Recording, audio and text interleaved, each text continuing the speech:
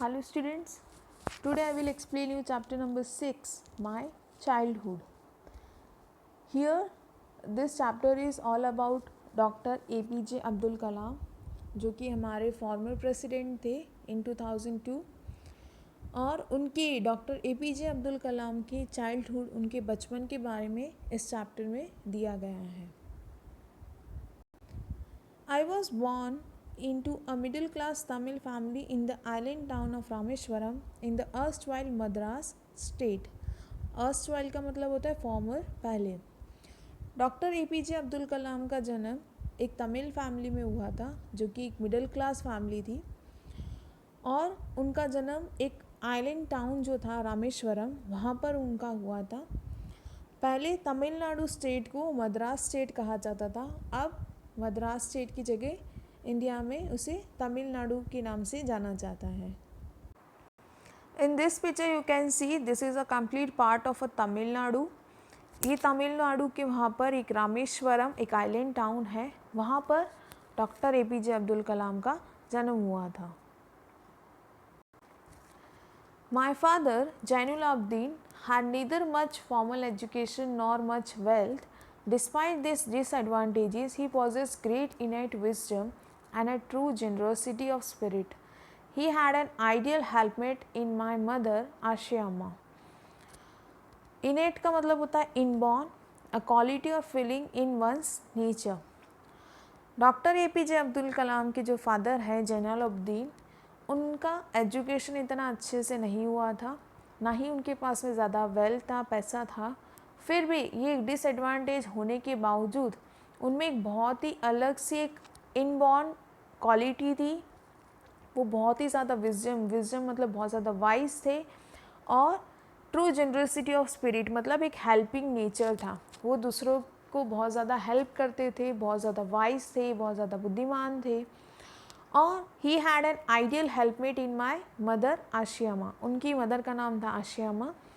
वो भी हेल्पमेट मतलब वो उन्हें उनके फादर को सपोर्ट करती थी. वो भी बहुत ज़्यादा काइंड थी, जनरस थी, दूसरों को बहुत ज़्यादा हेल्प करती थी. I do not recall the exact number of people she fed every day, but I am quite certain that far more outsiders ate with us than all the members of our own family put together.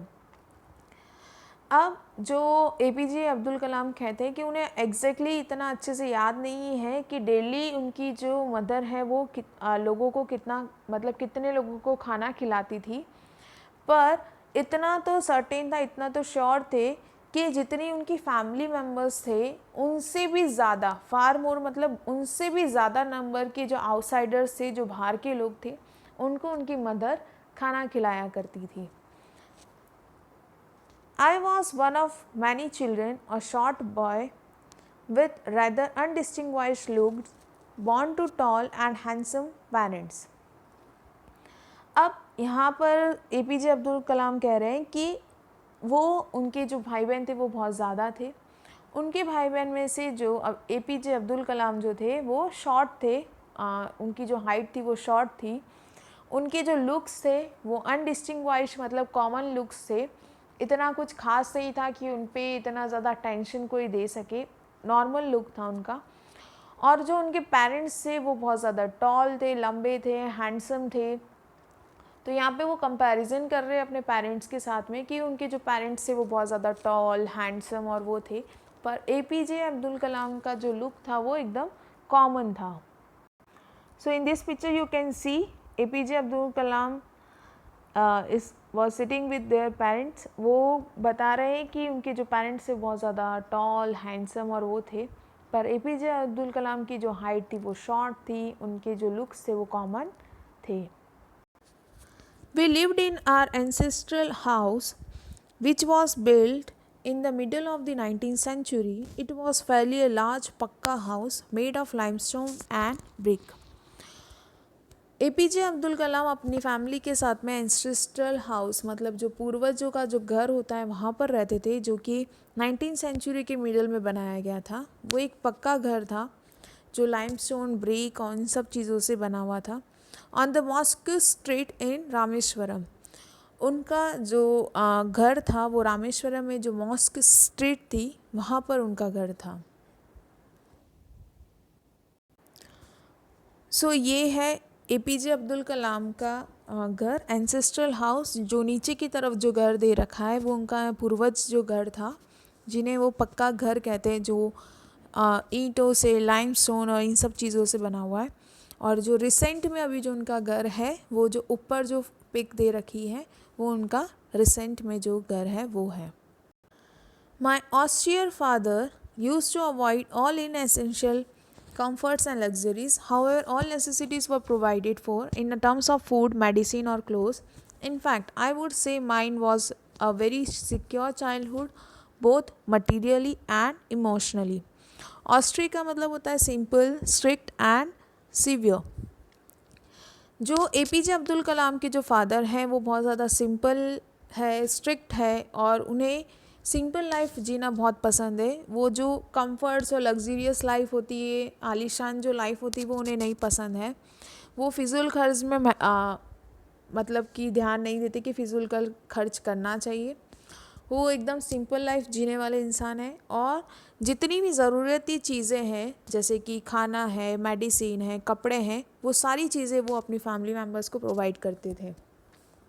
In fact जो APJ Abdul Kalam कहते हैं कि जो उनका जो childhood था, जो उनका बचपन था, वो बहुत ही ज़्यादा सिक्योर था, बहुत ही ज़्यादा सेफ था, both materially and emotionally. Materially मतलब चीज़ों से, जैसे कि उनके जो ज़रूरती चीज़ें थी वो हर एक चीज़ उनको बचपन में मिली है, जैसे कि फूड है, मेडिसिन है, क्लोथ्स है।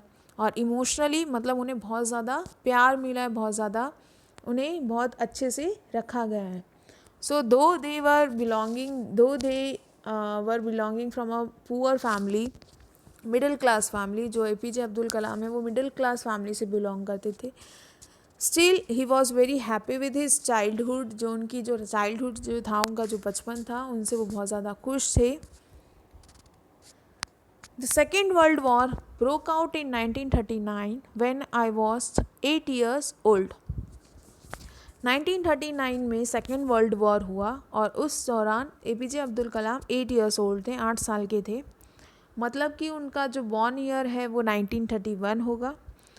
For reasons I have never been able to understand a sudden demand of tamarind seeds erupted in the market.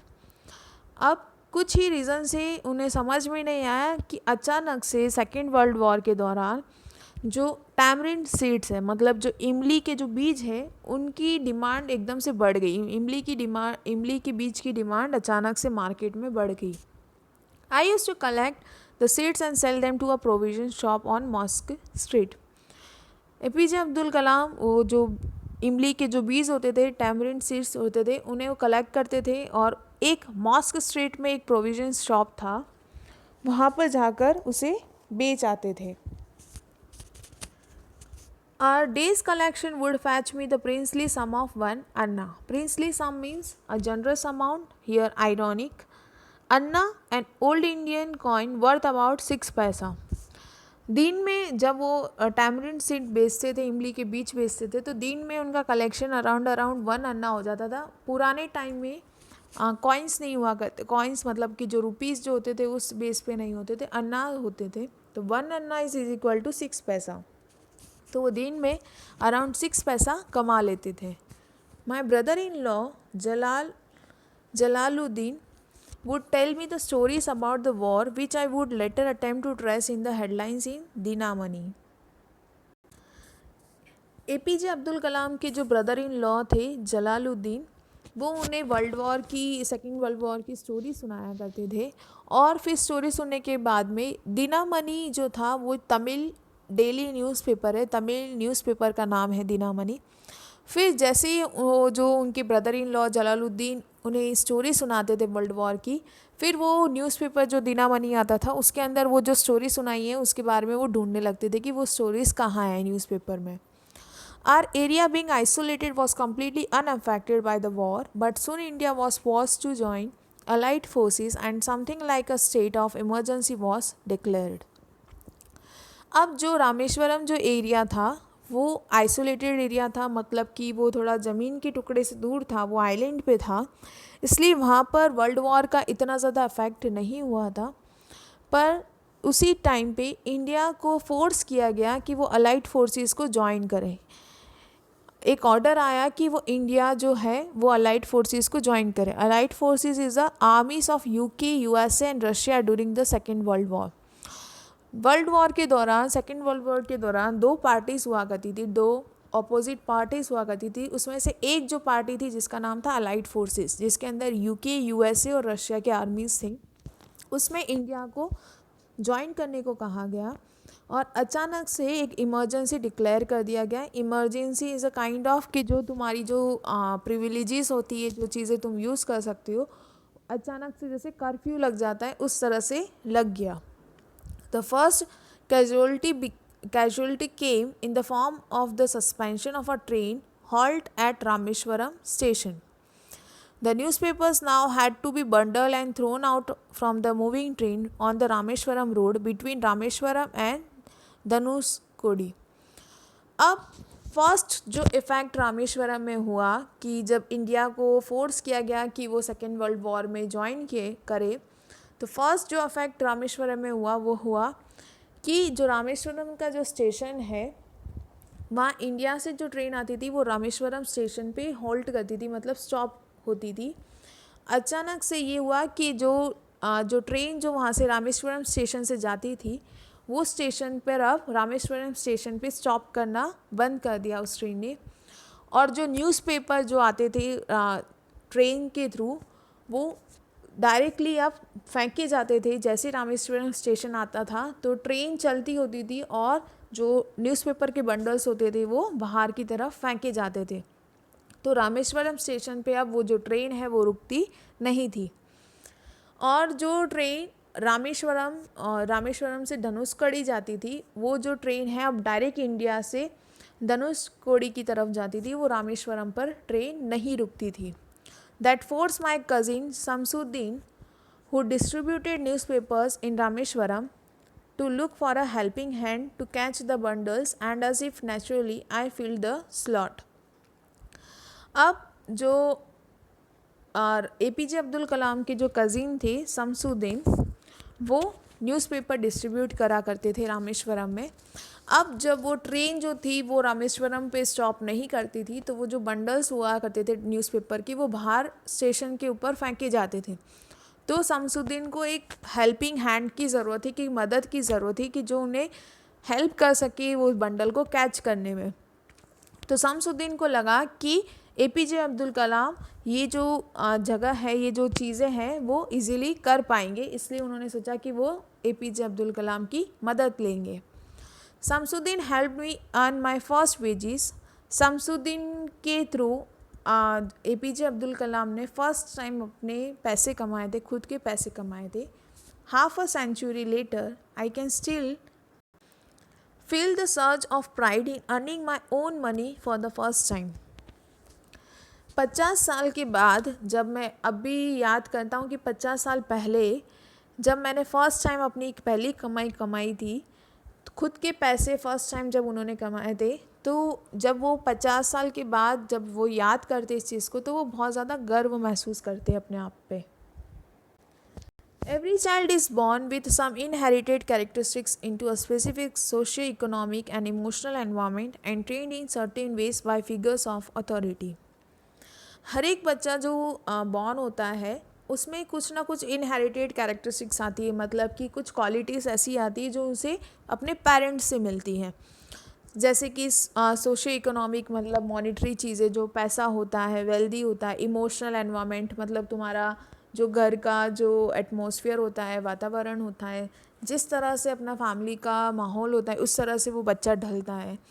तो ये सारी जो चीज़ें होती हैं वो अपने पेरेंट्स के थ्रू अपन बच्चों को मिलती हैं और बच्चों को उसी तरह से ट्रीट किया जाता है, उसी तरह से बताया जाता है कि उनकी क्या पावर्स है, क्या ऑर्डर्स है। आई inherited honesty and self discipline from my father, from my mother.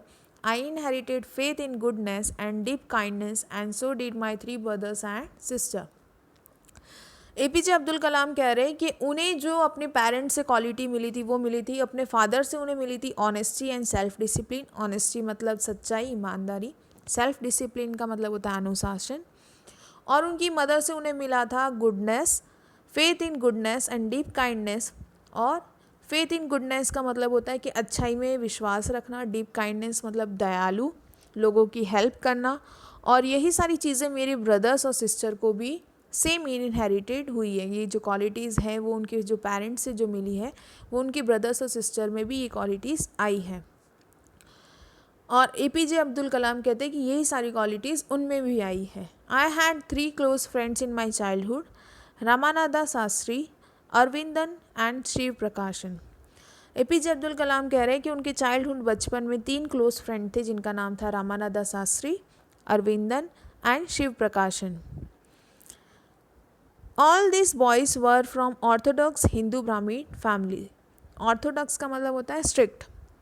ये जो तीनों बॉयज़ जो थे वो एक स्ट्रिक्ट फैमिली से बिलोंग करते थे, और जो उनकी फैमिली थी वो हिंदू ब्राह्मीण फैमिली थी। मतलब हिंदू में जो ब्राह्मीण होते हैं उन फैमिली से ये तीनों आते हैं। और जो एपीजे अब्दुल कलाम है वो मुस्लिम फैमिली से आते हैं। अस children none of us ever felt any difference amongst ourselves because our religious differences and upbringing।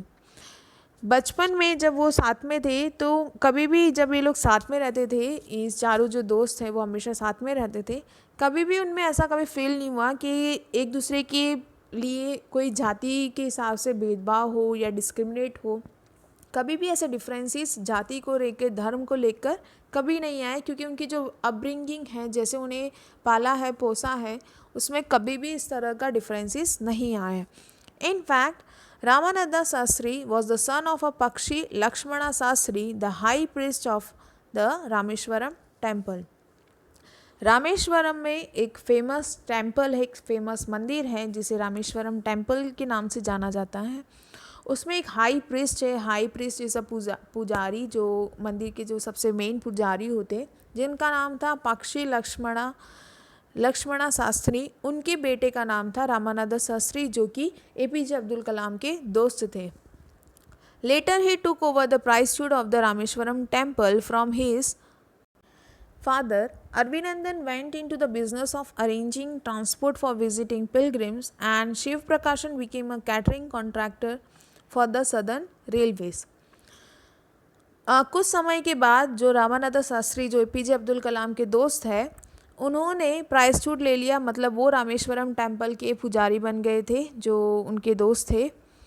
उनके फादर से वो अब वो पुजारी बन गए थे। जो अरविंदन, जो दूसरा दोस्त था उनका, वो एक ट्रांसपोर्ट का बिज़नेस अरेंज करने लगा। जो पिलग्रिम्स, जो यात्री वहाँ पर आया करते थे, उनकी ट्रांसपोर्टेशन का वो बिज़नेस करता था। और जो तीसरा जो उनका दोस्त था शिवा प्रकाशन, वो एक कैटरिंग कॉन्ट्रैक्टर बन गया था सदर्न रेलवेज़ का। कैटरिंग कॉन्ट्रैक्टर वो होते जो रेलवेज़ के अंदर जो खाना सप्लाई करते, खाना बनवाते, उनका जो कॉन्ट्रैक्ट लेते हैं वो काम शिवा प्रकाशन हैंडल करने लगा।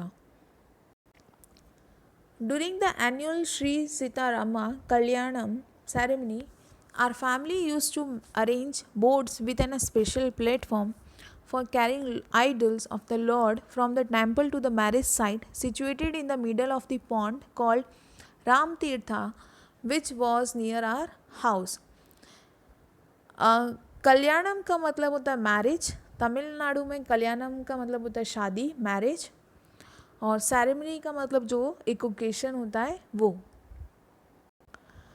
अब जब वहाँ पर एक मैरिज हुआ करता था तमिलनाडु में, राम और सीता भगवान जो थे, सीता और जो राम भगवान हैं, उनकी शादी की जाती थी, फिर से शादी की जाती थी। वहाँ पर ऐसा रिवाज था।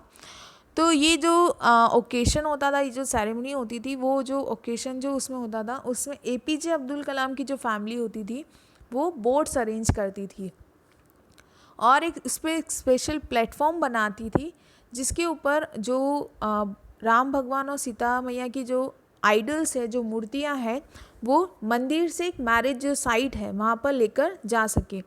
मैरिज जो साइट हुआ करती थी वो एक middle of the pond, pond मतलब तालाब, तालाब के बीच में एक मिडल जगह थी। उस पॉन्ड का नाम था राम तीर्था।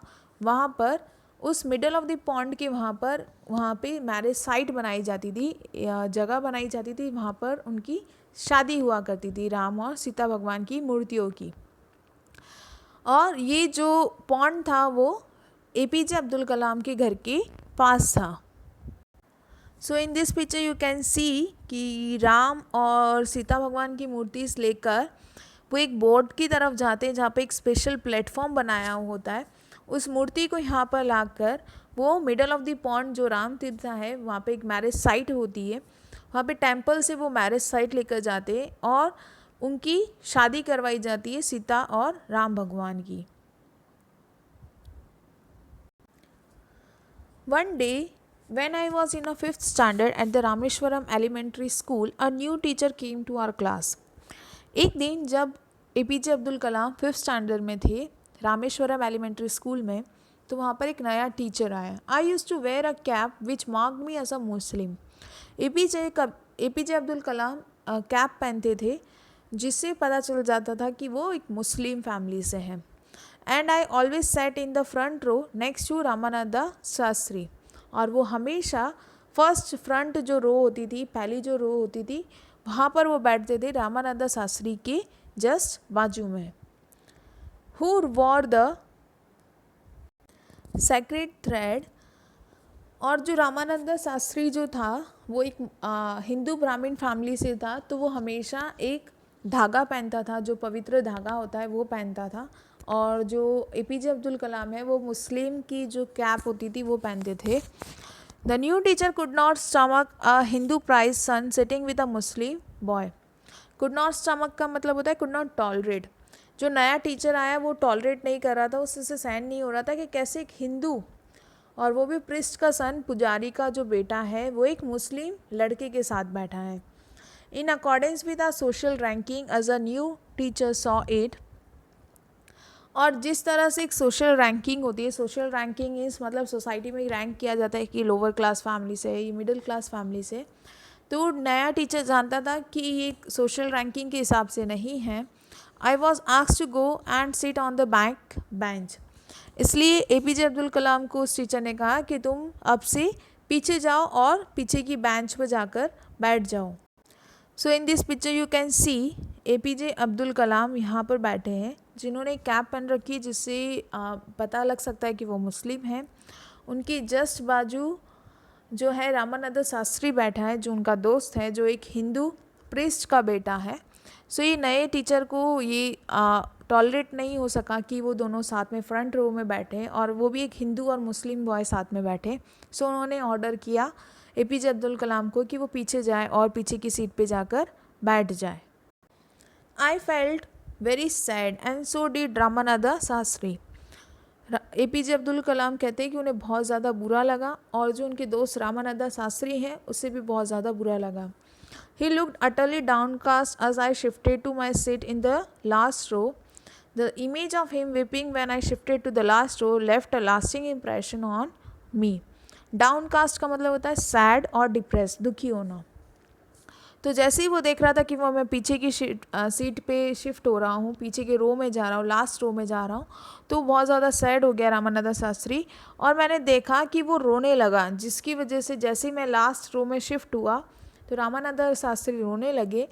उसका वो चीज़ देखकर वो मेरे पे इम्प्रेशन, लास्टिंग इम्प्रेशन, मतलब मैं बहुत ज़्यादा इम्प्रेस हुआ कि मैंने इतना अच्छा दोस्त पाया है। और वो जो चीज़ थी कि रामानंद शास्त्री इतना ज़्यादा दुखी हो गया कि वो रोने लगा जब मैं लास्ट रो में शिफ्ट हुआ, तो उससे मेरा दिल जो था वो बहुत ज़्यादा खुश हो गया। After school we went home and told our respective parents about the incident. School ख़त्म होने के बाद जब हम अपने घर गए तो हमने अपने पेरेंट्स को बताया ये इंसिडेंट के बारे में। Lakshmana Shastri summoned the teacher and in our presence told the teacher that he should not spread the poison of social inequality and communal intolerance in the minds of the innocent children. फिर जो लक्ष्मणनाथ जो शास्त्री जो high priest थे, उन्होंने उस teacher को बुलाया और हमारे प्रेजेंस में हम भी वहाँ पे मौजूद थे, और टीचर को बोला गया है कि तुम जो ये सोशल इनइक्वालिटी और कम्युनल इनटॉलरेंस जो छोटे से मासूम बच्चों के माइंड पे डाल रहे हो, ये जो जहर है वो मत फैलाओ। मतलब कि जो जाति का भेदभाव है, धर्म का जो भेदभाव है, ये जो भेदभाव जो तुम कर रहे हो वो एक छोटे से मासूम बच्चों के ऊपर इफ़ेक्ट मत करो, हमारे यहाँ पर इस तरह का भेदभाव नहीं होता, इस तरह का जो पॉइजन तुम फैला रहे हो वो मत फैलाओ। He bluntly asks the teacher to either apologize or quit the school and the island. अब जो लक्ष्मणा शास्त्री जो टीचर जो मेन थे वहाँ के, उन्होंने बहुत गुस्से में उन टीचर से बात करी। उस टीचर से कहा या तो तुम सॉरी बोलो, अपॉलोजीज़ करो, या तो तुम ये स्कूल को छोड़कर और ये आइलैंड को, रामेश्वरम को छोड़कर यहाँ से चले जाओ। Not only did the teacher regret his behavior, but the strong sense of conviction Lakshmana Shastri conveyed ultimately reformed this young teacher. Conviction का मतलब होता है strong opinion.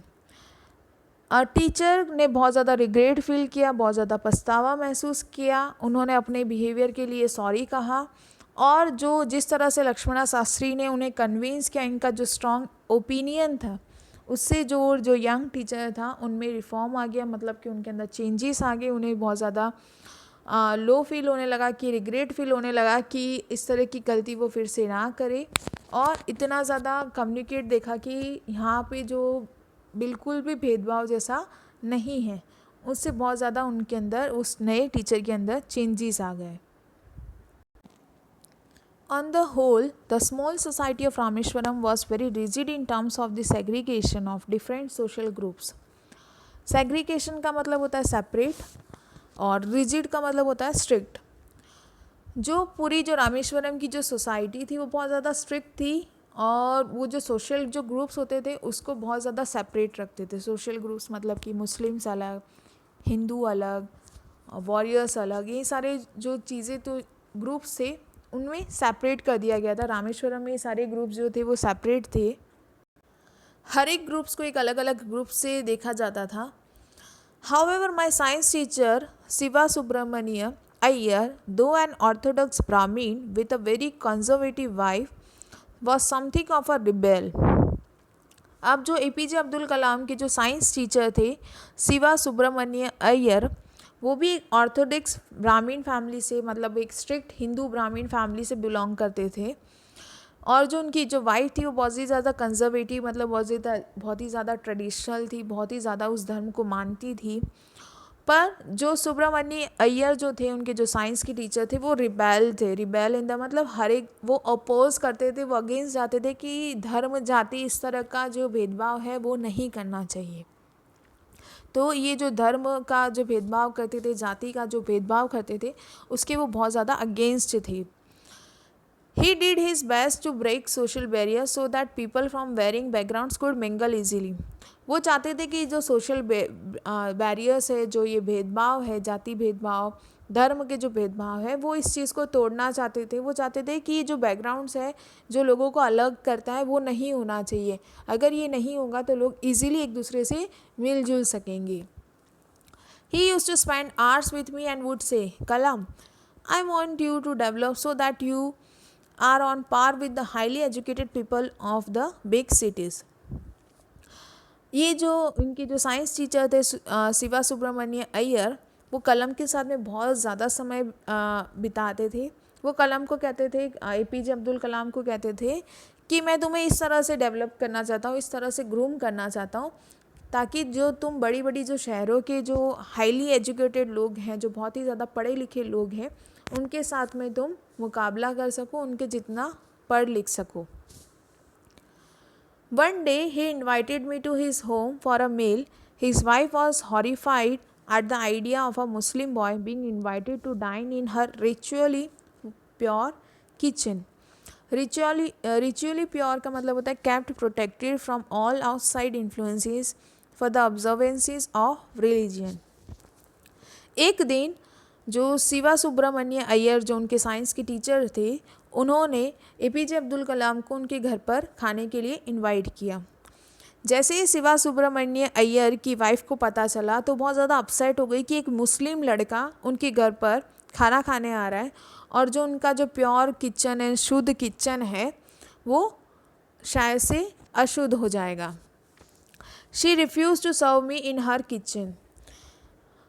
जो शिवा सुब्रमण्य अय्यर की जो वाइफ थी, उन्होंने मना कर दिया कि वो APJ अब्दुल कलाम को खाना नहीं परोसेगी अपने किचन में. Siva Subramania Iyer was not perturbed, nor did he get angry with his wife. Perturbed का मतलब होता है अपसेट.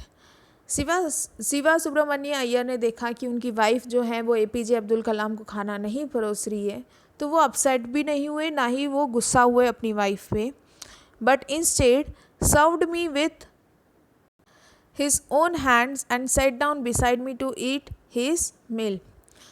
शिवा सुब्रमण्य अय्यर ने क्या करा, जो उनके साइंस के टीचर थे, उन्होंने ना अपनी वाइफ पे गुस्सा किया, ना वो दुखी हुए, उन्होंने खुद अपने हाथों से खाना परोसा APJ अब्दुल कलाम को और उनके बाजू में बैठ गए खाना खाने के लिए. His wife watch us from behind the kitchen door. उनकी जो वाइफ थी वो किचन का जो दरवाज़ा था उनके वहाँ से पीछे से देख रही थी. I wonder whether she had observed any difference in the way I ate rice, drank water or cleaned the floor after the meal. APJ Abdul Kalam कहते हैं कि मैं ऐसा सोच रहा था, क्या उन्होंने कुछ ऑब्ज़र्व किया खाने के डिफरेंस में, कि जिस तरह से मैं चावल खाता हूँ, जिस तरह से मैं पानी पीता हूँ, जिस तरह से मैं फ्लोर को क्लीन करता हूँ खाने के बाद, क्या उसमें जो हिंदू फैमिलीज़ होती है और मुस्लिम फैमिलीज़ होती है या फिर दूसरी जो धर्म के जो लोग होते हैं उनके अंदर कोई खाने पीने में या क्लीन करने में कोई डिफरेंस होगा. When I was leaving his house, Shiva Subramania Iyer invited me to join him for dinner again the next weekend. जब APJ अब्दुल कलाम उनके घर से जा रहे थे तो शिवा सुब्रमण्य अय्यर ने फिर से उन्हें इनवाइट किया खाने के लिए डिनर पर नेक्स्ट वीकेंड पर. Observing my hesitation, he told me not to get upset, saying, once you decide to change the system, such problems have to be confronted. अब उन्होंने देखा, सुब्रमण्य अय्यर ने देखा कि मैं बहुत ज़्यादा अपसेट हूँ, बहुत ज़्यादा हेसिटेट फील कर रहा हूँ, हिचकिचा रहा हूँ, तो उन्होंने कहा कि अपसेट होने की ज़रूरत नहीं है. अगर हम एक बार ठान लें, हमने अगर डिसाइड कर लिया है कि हम ये जो सिस्टम है उसे चेंज कर दें, तो जितनी भी प्रॉब्लम्स आएगी उसे हमें कन्फ्रंट करना पड़ेगा, उसे टैकल करना पड़ेगा. यानी कि जो उन्होंने सोच रखा था कि जो बैरियर है, रिलीजन बैरियर है, उसे वो हटाना चाहते थे, तो उसके लिए वो जो प्रॉब्लम्स आएगी उन्हें टैकल करना ही होगा. When I visited his house the next week, Shiva Subramania Iyengar's wife took me inside her kitchen and served me food with her own hands.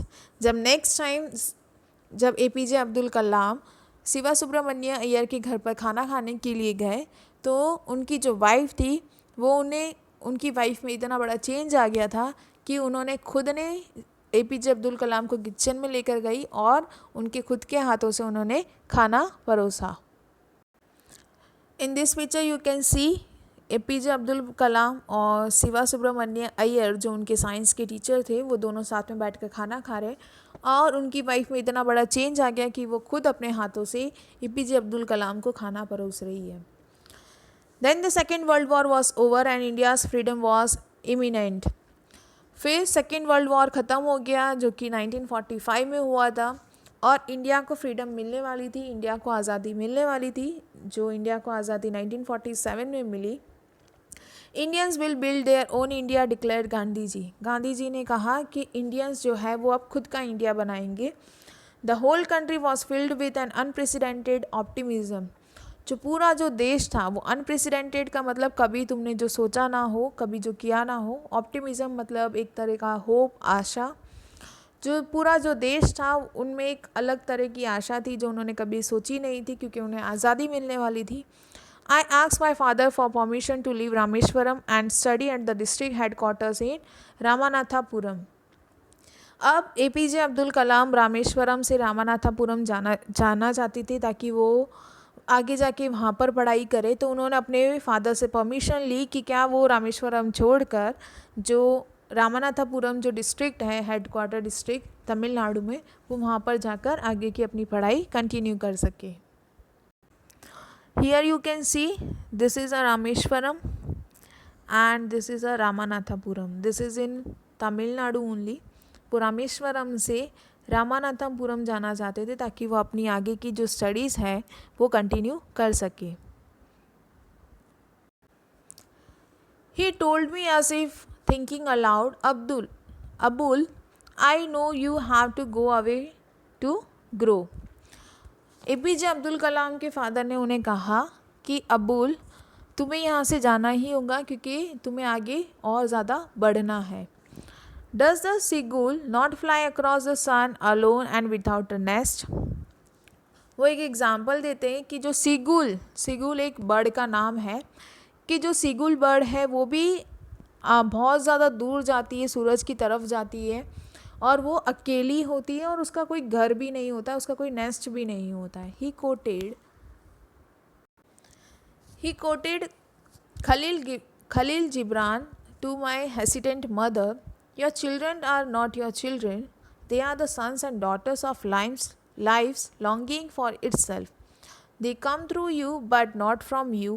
You may give them your love but not your thoughts, for they have their own thoughts.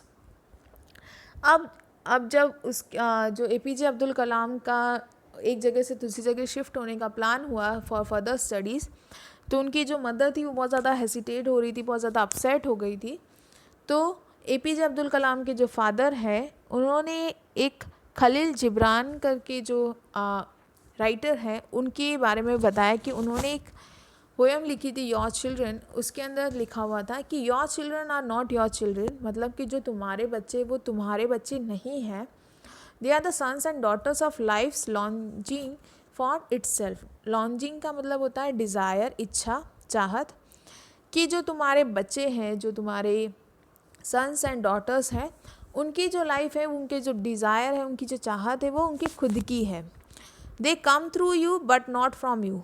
वो तुम्हारे द्वारा आए पर वो तुम में से नहीं आए. तुम उन्हें अपना लव, अपना प्यार दे सकती हो पर अपने थॉट्स, अपने जो विचार है वो नहीं दे सकती, क्योंकि जो थॉट्स है वो उनके खुद के हैं. तो वो उनका जो चाहते हैं वो उन्हें आगे बढ़ने के लिए फ्रीडम दो. So with this we are ending this chapter. Hope कि आपको ये चैप्टर पसंद आया हो. This is an childhood story of an APJ Abdul Kalam, and this is an extracted part from the Wings of Fire. Wings of Fire जो APJ Abdul कलाम की autobiography है, उनमें APJ अब्दुल कलाम ने अपने चाइल्डहुड के बारे में बताया गया है. उसी में से ये जो स्टोरी है वहीं से ये पार्ट लिया गया है. Thank you.